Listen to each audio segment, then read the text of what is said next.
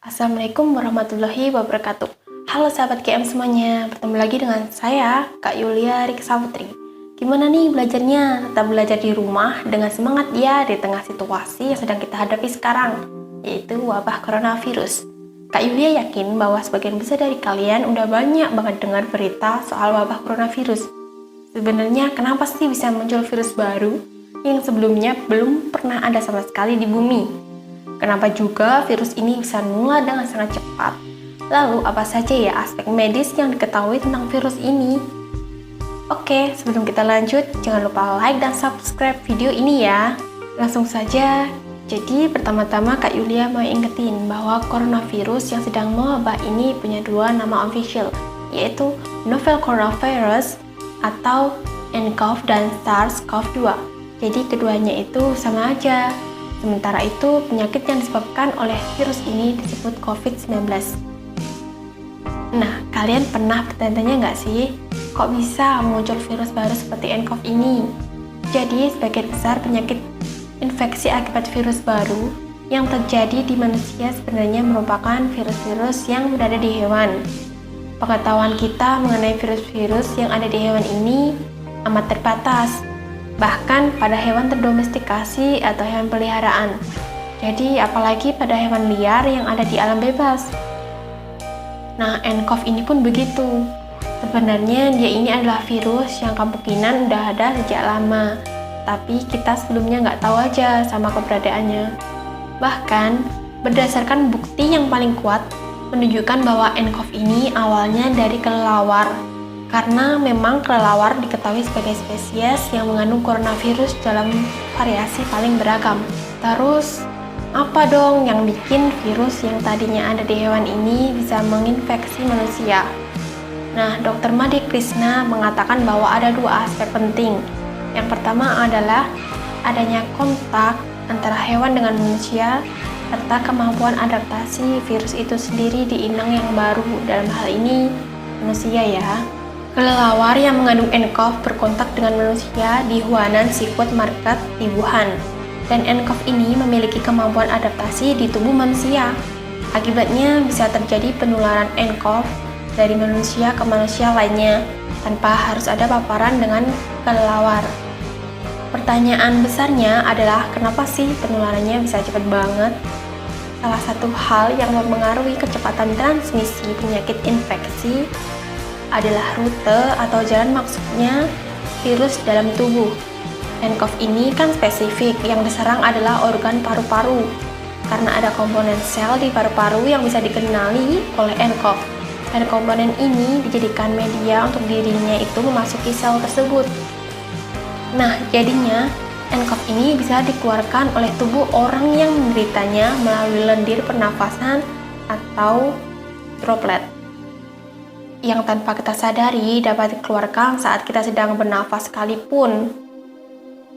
Bisa dibayangin nih, ketika kita batuk atau bersin, lendir dari saluran pernafasan itu akan keluar dalam jumlah yang banyak dan kecepatan tinggi, bahkan sampai kelihatan kan sama orang lain. Jadi, nCoV yang terdapat pada lendir pernafasan orang yang terinfeksi akan dengan mudah terpapar ke orang di sekitarnya. Terus gimana nCoV yang ada di lendir tersebut, apakah bisa nembus kulit gitu? Untungnya enggak ya. Jadi orang yang berkontak dengan penderita COVID-19 berisiko tinggi ikut terinfeksi kalau droplet pernafasan itu tadi terhirup secara langsung atau mengenai selaput lendir pada rongga mulut, rongga hidung, atau pada mata. Hal ini menjelaskan kenapa nCoV cepat banget penularannya. Maka, berdasarkan konferensi pers juru bicara pemerintah untuk coronavirus, yaitu Bapak Ahmad Yuryanto, pada 19 Maret mengumumkan bahwa sudah 308 kasus positif dan 25 orang yang meninggal. Mungkin dari sini timbul pertanyaan, apa aja yang meningkatkan resiko kematian akibat COVID-19? Jadi dari data penelitian resiko kematian antara pasien yang positif nCoV ini akan meningkat apabila usianya di atas 60 tahun dan memiliki penyakit penyerta berupa penyakit jantung atau penyakit paru-paru yang menahun. Semua virus yang menyerang sistem pernafasan memiliki gejala yang mirip-mirip. Nggak terkecuali nCoV ini. 98% pasien positif nCoV mengalami demam. 3/4 diantaranya batuk-batuk dan setengahnya merasakan sesak. Gejala tambahan lain muncul seperti rasa lelah dan nyeri otot.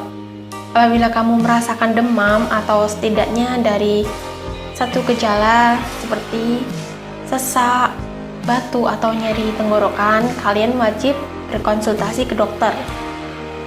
Tentu gak semua orang yang memiliki gejala ini langsung dicurigai terinfeksi nCoV ya. Karena kecurigaan COVID-19 ini baru ada jika gejala tadi disertai riwayat bepergian atau berasal dari negara-negara tertentu dalam kurun waktu 14 hari sebelum kemunculan gejala atau riwayat kontak dengan pasien yang positif nCoV. Dan update negara-negara ini itu akan terus berubah sesuai update data kasus positif nCoV. Jadi nanti yang akan memeriksa lebih jauh dan menentukan apakah kalian perlu dirawat atau enggak, itu dokter yang akan menentukannya setelah kalian berkonsultasi. Dan Kak Yulia akan menyampaikan hal apa aja sih yang harus kita lakukan untuk tidak terinfeksi nCoV. Yang pertama adalah dengan membersihkan tangan secara rutin menggunakan sabun dan air atau hand sanitizer.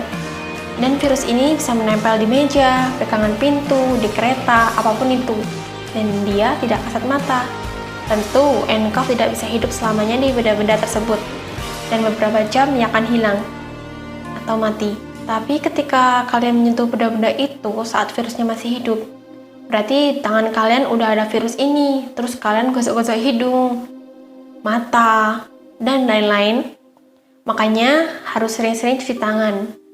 Terus ada lagi nih, kesimpang siuran, bagusan mana ya pakai sabun atau hand sanitizer? Secara umum, cuci tangan dengan sabun itu lebih baik karena selain membasmi sebagian besar bakteri dan virus, ia juga dapat membersihkan minyak, logam berat, dan zat-zat pengotor lainnya yang mungkin ada di tangan kita. Tapi sebenarnya efektivitas sabun versus hand sanitizer itu beda-beda tipis. Dan kebiasaan sering cuci tangan ini harus dibiasakan sampai kapanpun ya. Yang kedua, jangan sampai menyentuh wajah, rongga mulut, rongga hidung, dan mata secara tidak sadar menyentuhnya dengan tidak cuci tangan terlebih dahulu. Yang ketiga adalah mempraktikkan respiratory hygiene.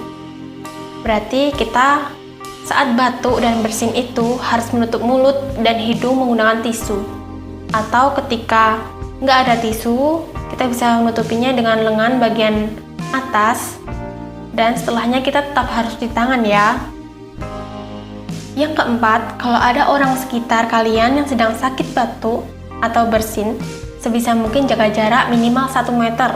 Jarak 1 meter ini adalah jarak maksimal lendir itu menyebar. Yang kelima, kalau lagi sakit, jangan maksain diri sampai benar-benar pulih. Kalian harus benar-benar isolasi diri di rumah dan jangan pergi kemanapun. Yang terakhir, dan gak kalah pentingnya, yaitu jangan panik. Setiap kalian baca suatu berita, kalian harus tetap kritis. Balik lagi ke data, balik lagi ke statistik, dan data-data ini dapat diakses dari situs-situs resmi seperti WHO dan sebagainya. Golongan coronavirus dan virus yang menyerang sistem pernafasan itu sifatnya self-limiting, yang artinya dengan sistem kekebalan yang kita miliki, sebenarnya kita mampu mengalahkan virus tersebut. Sebagian besar obat antivirus yang ada itu hanya membantu mempercepat penyembuhan. Tanpa obat-obat itu, virus akan dikalahkan oleh sistem kekebalan tubuh yang kita miliki. Kalau sistem kekebalan kita itu optimal. Dan untuk meningkatkan kekebalan tubuh, itu caranya dengan makan makanan yang bergizi, olahraga teratur, serta istirahat yang cukup. Akhir kata ya, ingat, untuk tetap tenang tapi tetap waspada. Peneliti dari bidang geomedis itu udah berhasil memformulasikan vaksin serta berbagai obat yang berpotensi efektif untuk mencegah dan mengobati COVID-19. Penelitian ini sudah melewati tahap awal dan diharapkan dapat diproduksi secara massal dalam beberapa bulan lagi. Sekian dari Kak Yulia, sampai bertemu di podcast selanjutnya. Wassalamualaikum warahmatullahi wabarakatuh.